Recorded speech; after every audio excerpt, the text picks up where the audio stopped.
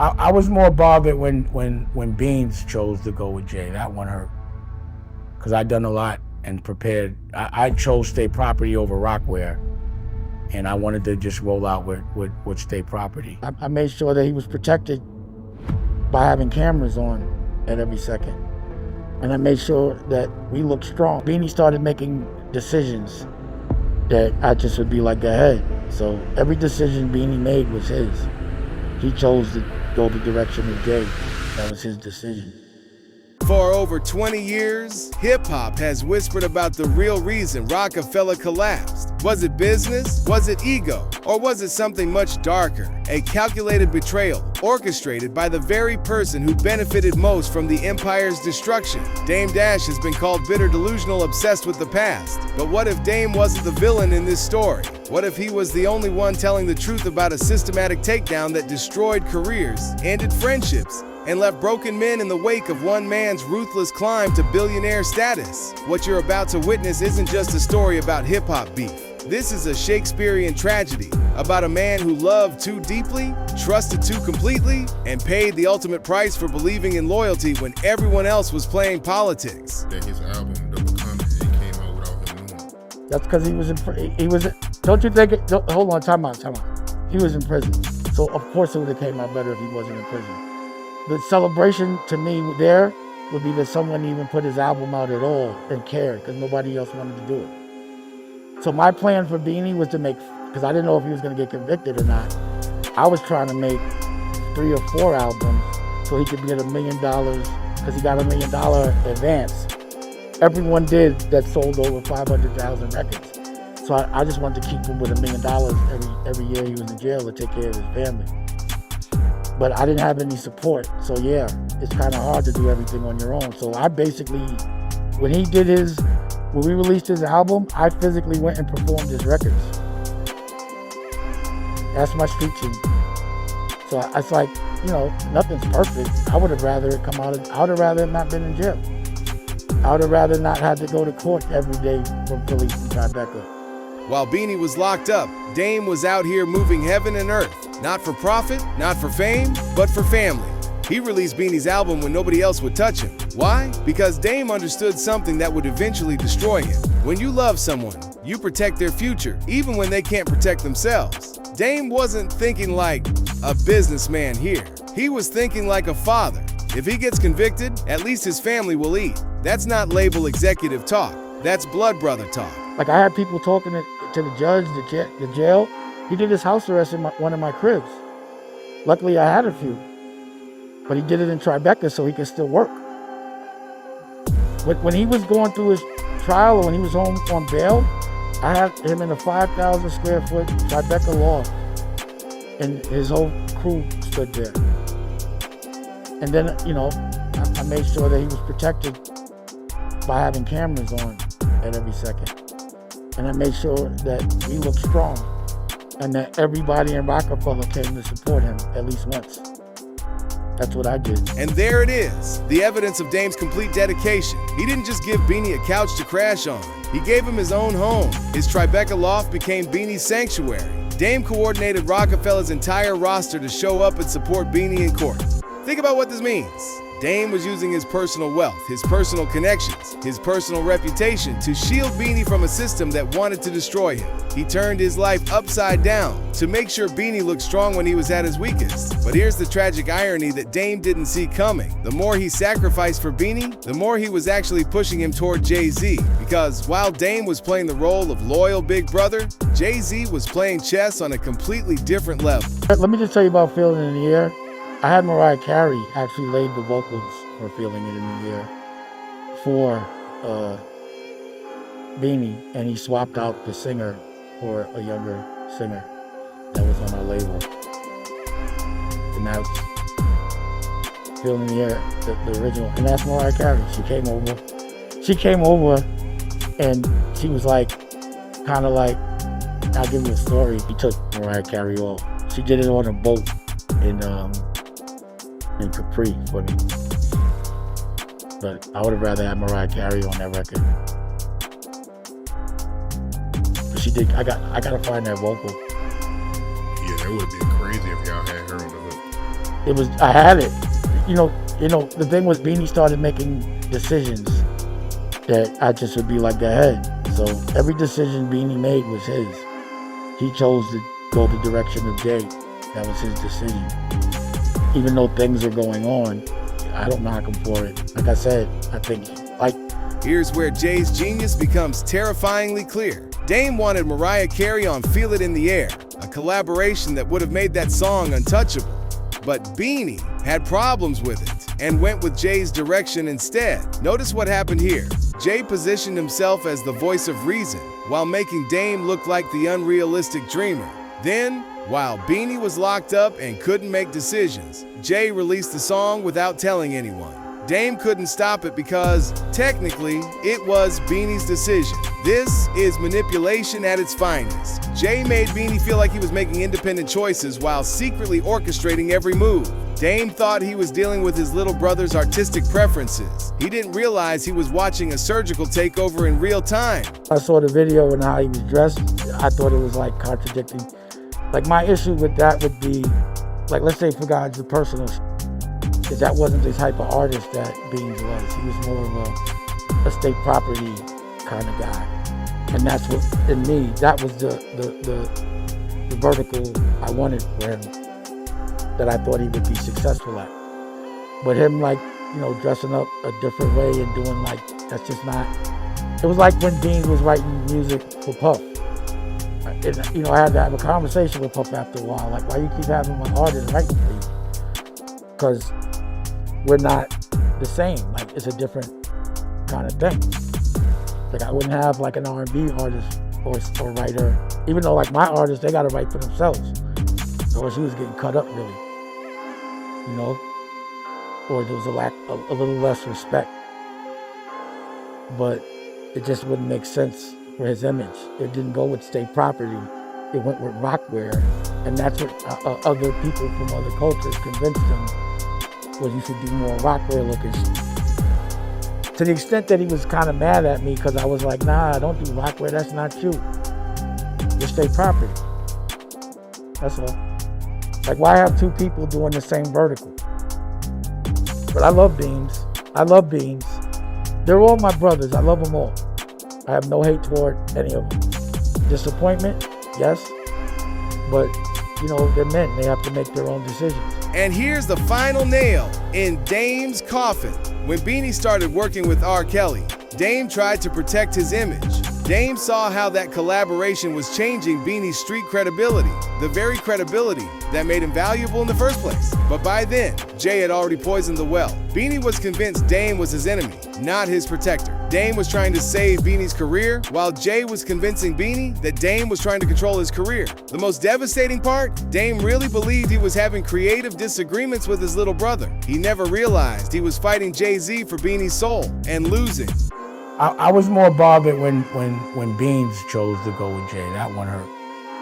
Because I'd done a lot and prepared. I chose state property over rockwear. And I wanted to just roll out with state property. But it almost like he tricked Beans to shelf him and his life up to me for doing that. But I had him. You know what I mean? Like, that was my new Jay. And there it is, the raw, unfiltered truth that Dame has been carrying for over 20 years. I was hurt when Beans chose to go with Jay because I'd done a lot for him.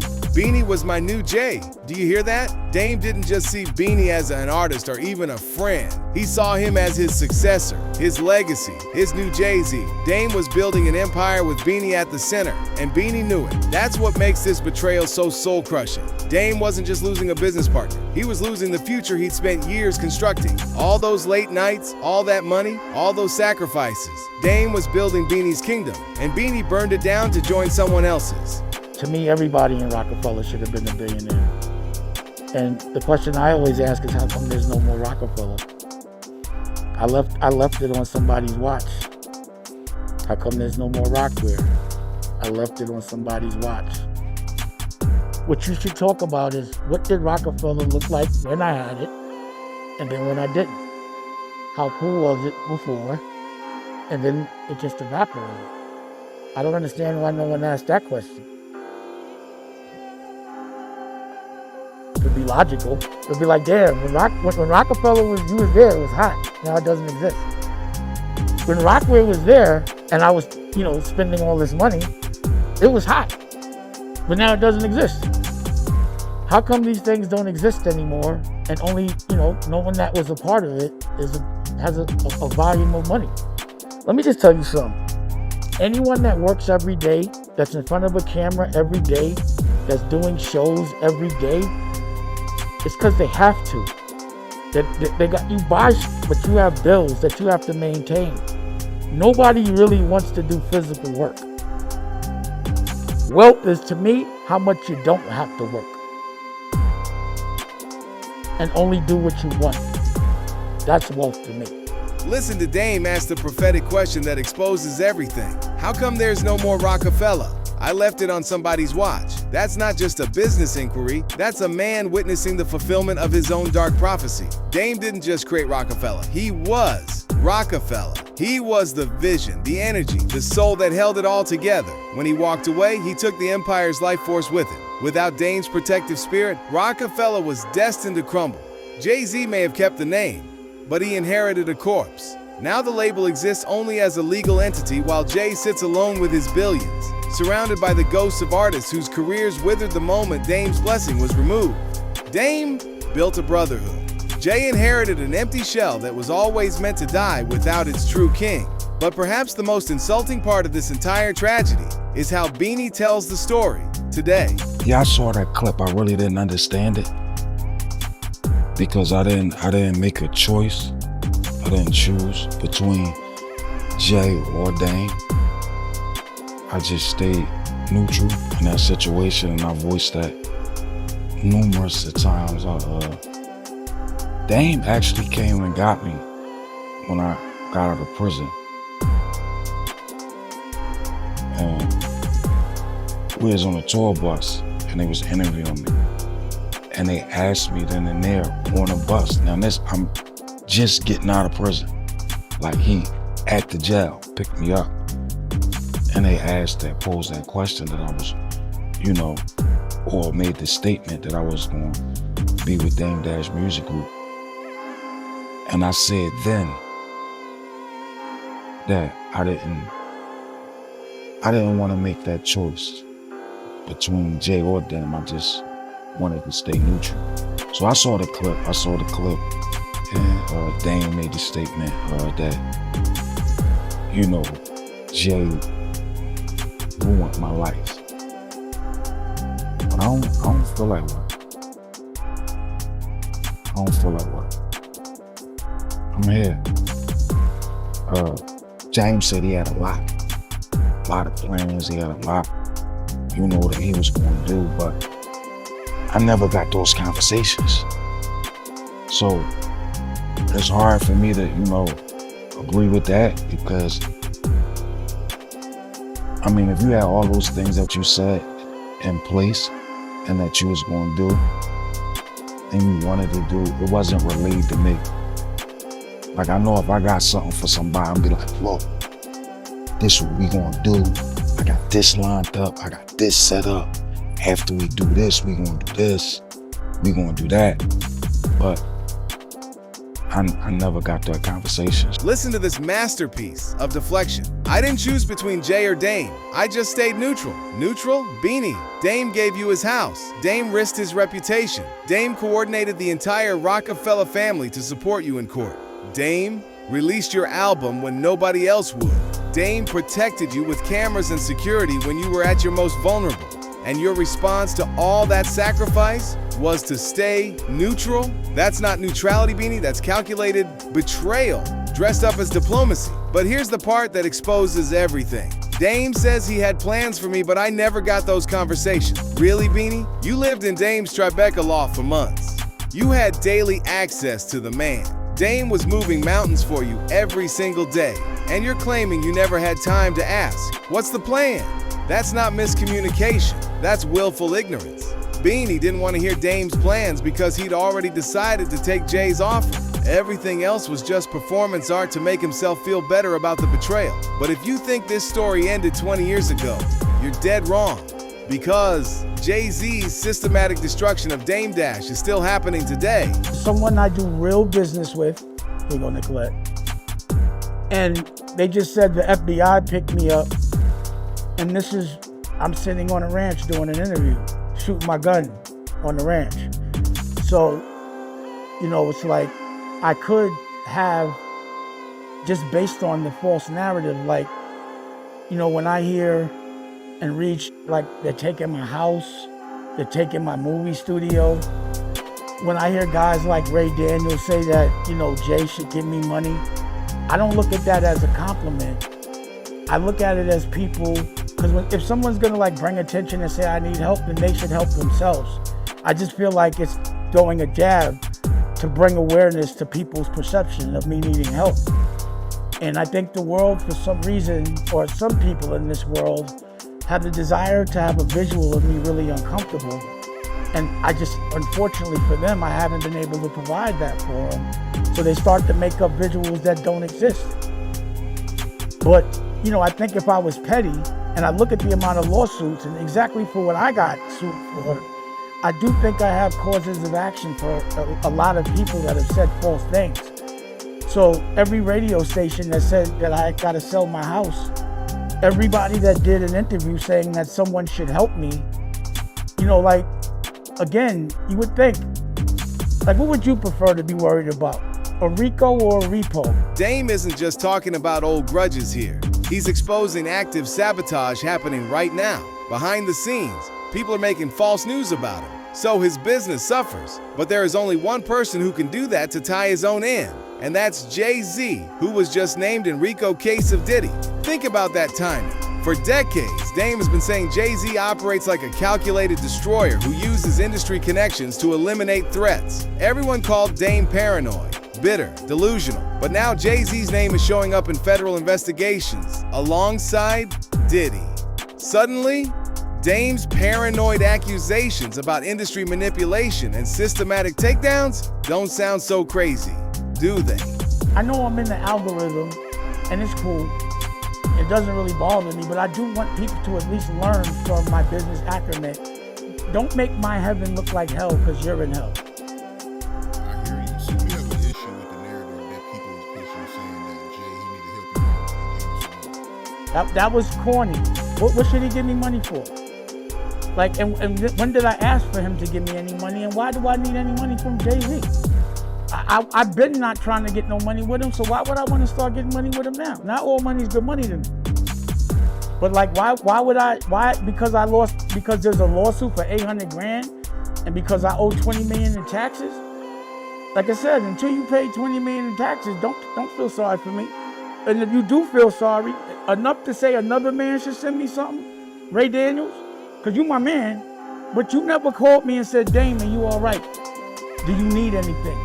None of the people that have vocalized that another man, and to me, again, that whole conversation is a bit feminine.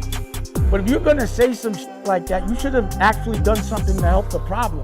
But I never got the call from Ray saying, do you need anything? And anyone else that I've ever given, paid a bill, paid their rent, paid their college, any dollar, not one person, and I don't want them to, because they know I'm all right.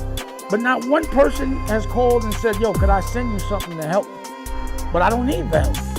But if you're gonna talk about it, be about it. But to me, that's just a jab when you tell and promote a false narrative and say that I'm in such a bad place that another dude should help me. And that my tail's in between my legs to the extent, because of a lawsuit, that I would actually take that money. I'm a man. I don't want nobody to give me nothing but the opportunity to do what I gotta do. And here's Dame's most powerful moment that proves everything he's been saying for 20 years. Listen to that strength, that defiance, that unbroken spirit. People trying to paint me as a beggar who is strapped for money. They're working on an agenda to discredit me. I don't want money from anybody. I'm doing fine on my own. Dame could have taken the money. He could have played the game. He could have kept quiet about Jay's manipulation and lived comfortably off settlement checks and hush money. Instead, he chose to keep fighting, keep speaking truth, keep exposing the system, even when it cost him everything. The people showing him fake sympathy never even called to check on him. They just wanted him to publicly beg so they could feel superior. But Dame would rather struggle independently than prosper dishonestly. In the end, this story isn't about hip-hop beef or business disputes. This is about two fundamentally different ways of existing in the world. Dame Dash chose loyalty over profit, brotherhood over business, principles over politics. He sacrificed his empire, his relationships, and his fortune because he refused to compromise his soul. Jay-Z and Beanie Sigel chose survival over solidarity. They saw the writing on the wall and decided to save themselves rather than save the family that built them. For 20 years, the industry painted Dame as the bitter, jealous ex-partner who couldn't accept his own failure. But Dame wasn't bitter. He was prophetic. Everything he warned about came true. Roc-A-Fella is gone. The artists are broke. Jay-Z is alone at the top with his billions, surrounded by federal investigations and former friends who sold their souls for survival. Dame lost everything, but he kept his integrity. And now, as Jay's empire faces federal scrutiny and his former allies face their own judgment day, Dame's vindication is complete. But here's what you need to ask yourself. If Beanie really stayed neutral like he claims, why did he end up with Jay-Z while Dame walked away with nothing? How do you accidentally choose sides while staying neutral? Beanie Sigel didn't just choose Jay-Z over Dame. He chose temporary safety over permanent loyalty. He chose individual survival over collective success. He chose compromise over courage. And here's the question that exposes everything. If Jay-Z was really just making business decisions, why did every single person who helped build his empire end up destroyed while only he became a billionaire? Is that coincidence or calculation? If you like this video, hit that subscribe button so that you never miss out on any new videos. And until then, fam, keep it real.